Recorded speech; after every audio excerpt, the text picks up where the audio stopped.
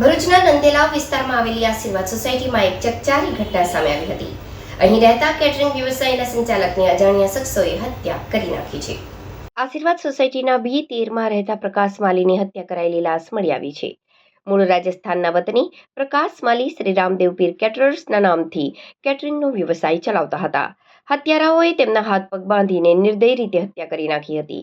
આ ઘટનાની જાણ થતાં જ A ડિવિઝન પોલીસ કાફલો ઘટના સ્થળે પહોંચ્યો હતો. પોલીસે મૃતદેહનો કબજો લઈને પોસ્ટમોર્ટમ માટે મોકલી આપ્યો છે. હત્યા પાછળનું કારણ હજુ સુધી જાણી શકાયું નથી. પોલીસે આ મામલે તપાસ શરૂ કરી દીધી છે. ભરૂચ બ્રિજ નજીક આવેલી એક મકાનમાં 45 ઉંમરની આશરાના એક લાશ અને મોઢું બાંધેલી હાલતમાં A ડિવિઝન પોલીસ સ્ટેશને તાત્કાલિક પસંદના માણસો જગ્યા અને જોતા જણાયેલું કે તપાસ કરતા જાણવા મળેલું મરણ ગયેલા છે ઈસમ કેટરર્સના વ્યવસાય.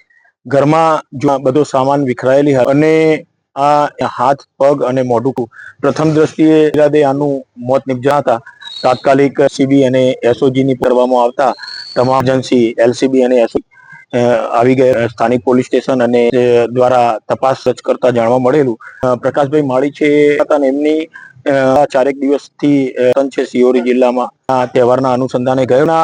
સાથે 2 મજૂરો એક એમનો ઈસમ હતો અને એક બીજો પણ કામ કરતો હતો. એનું નામ વતે તપાસ ચાલુ છે. ઈસમો ગઈકાલે અને જનાર છે એની જે એમના ધંધા રાખતા હતા એ ગાડી પણ આવતી ઘરમાં લગાડેલા હતા છે.